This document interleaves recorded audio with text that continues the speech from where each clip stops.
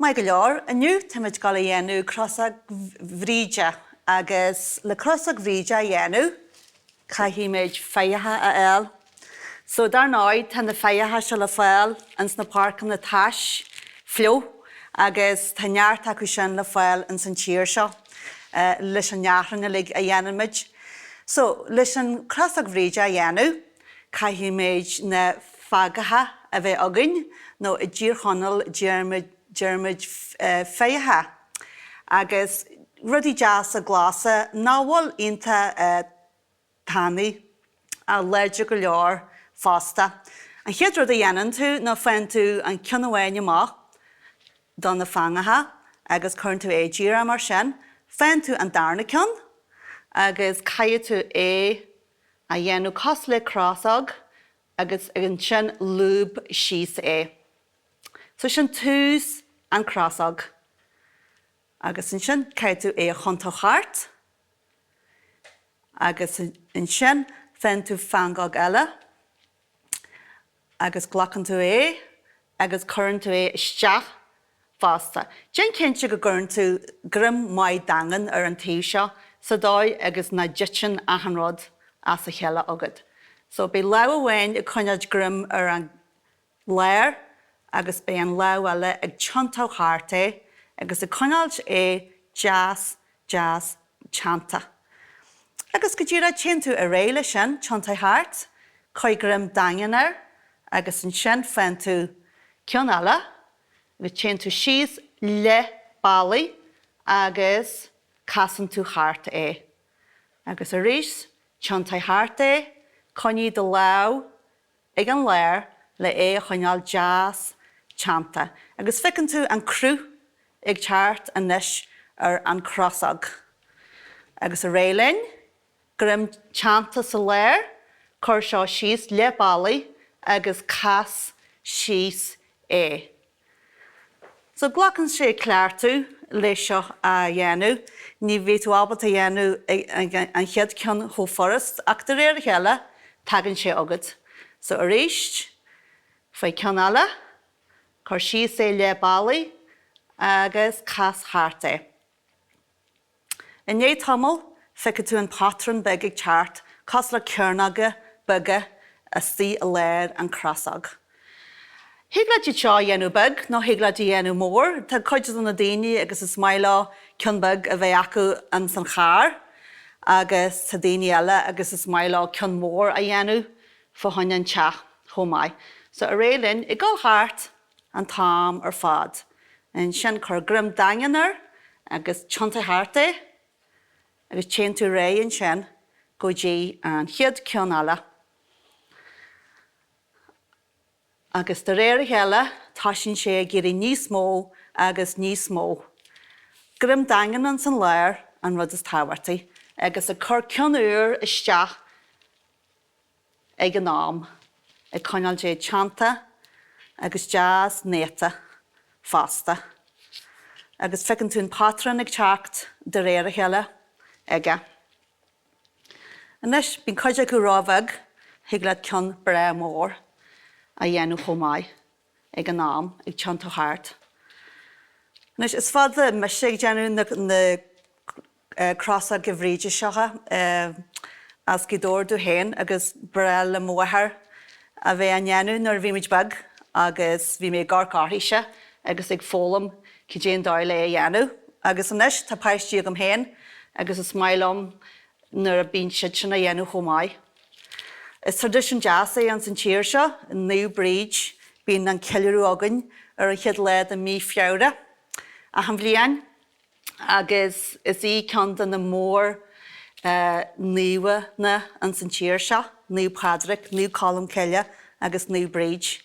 Agus tá sé táhairta an san tíir seo nar tradition na choineáil léidir, agus sin rud a dhéanann muid mar éarnaí na tradition seo tá againn.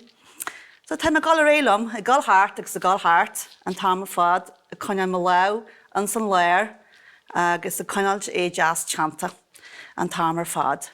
So im líana tá lau New Brigid ar an lúin, chiad lead a mí fiabhra agus tá sé táhairta go ndeanann tú na Crosóga roimhe an lei sin. So ar a léad ar an dóna, an lei dearna leis na Crosóga dhéanú. Agus in sin caithfidh tú na Crosóga eagal ar an taobh mé.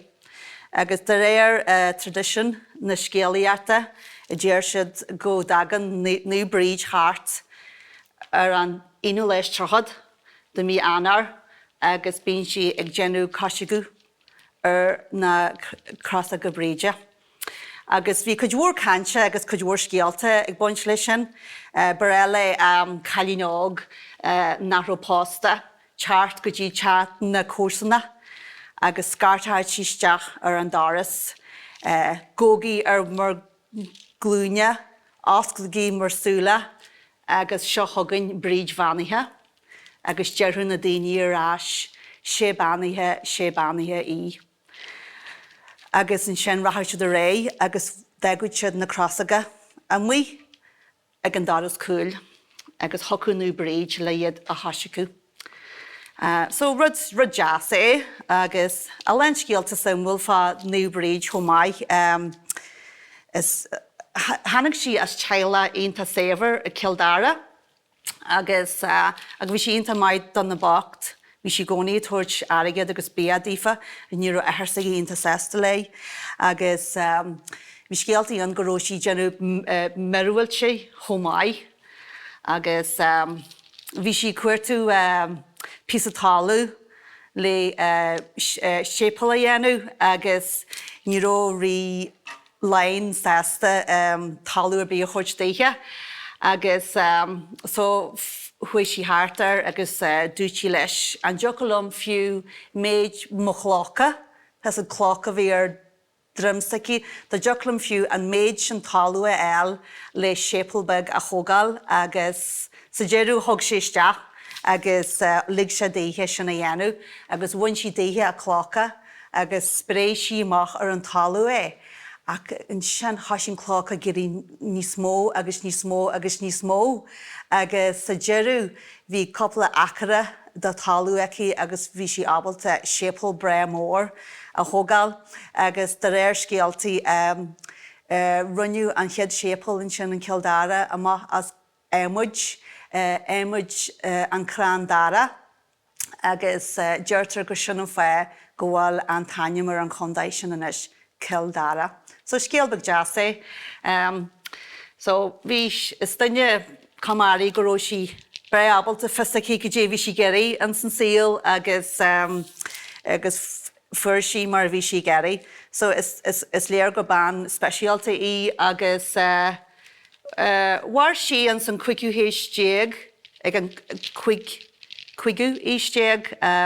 go dtí léir an séú éistéag agus fuair si íshaid 72 bliain de ís. So sin íshaid ag an nám sin. So tá mé gal háart loman seo agus feice tú nes go bhfuil an cearnag dearnta agus an patron I gal háart agus thocaile tholaré agus é dhéanú níos mó ach sílim go bhfuil sin mór go leor inis agus feice sibh gur chonne mé teanta sa léire. An rud is fearr inis nó caiimiid siosara eil agus geirimiid na písaí seo ná bhfuil aonanta néta I gcorc agus bainne mé úsáid as an broscar an seo geirimiid go deas néta in sin. Sin agus coní de leabhar mar má ligam amach má leabh tití an rud a lig as a heile agus níomhhailann sin. So tá mé gal úsad leabhhain le é cheangal. A dhéanana cinnte go bhfuil an leabh seo ag fanart an san léir an tám ar fad. Hinné agus tin tú háartan sin. So déan cinnte go mé na casa lig char fan méid amháin arca sin níos fearr. Má tuiste de lig char fan méid amháin agus tin tú ré agus churann tú bliantí han seansgróiste go bantíosa just rudí de frill sna álan nó Cibí bhí ans na tithe acu. A bhí cridhil mór ag na daoine an san leitheanta sinna agus sin mar an fé go nearna si an Crosóg mar bhí si a geirí an Christiart a chuirteiste na tíre agus ag spréw an sáisceal ag na hérannaí ag an nám mar pegani as mó a bhí an san tír ag an náam sin, agus go dtíra bhí sí stíhan boithe nó sciobal le bhain agus bhí féithe fangatha ar an orla, agus thóg sí chudan na fanga agus thoise sí ag Déantús Crosóg le méniú dá na daoine faoi dhia agus an Crosóg. So sin an cúlra ar chúl an Crosóg. I níomh Crosóg í émuid mar an na tuí bliantí hain, agus bhí siad bre ábalt na Crosóg a dhéanamh. Agus higlaat bre lá Crosóga chur an airde ar na pactarí ans na bálaí, a háart an na bálaí na cisteanathe. Ag brela daoine fásta iad chur ar mí tú mí ag na bachan ar tú mí in neitte bh an teala nó na hanmhí in na gáú, agus an rud a dhéanaan an Crosóg nó coinn sé tú hiúil ó hennis nó ó feibanna ar bí a bh agad ar rith na bliana. So sin an rud mai hín Crosóg. So fica tú go bhfuil sin é a lig deantanis agus é go deas néta agus a an rud.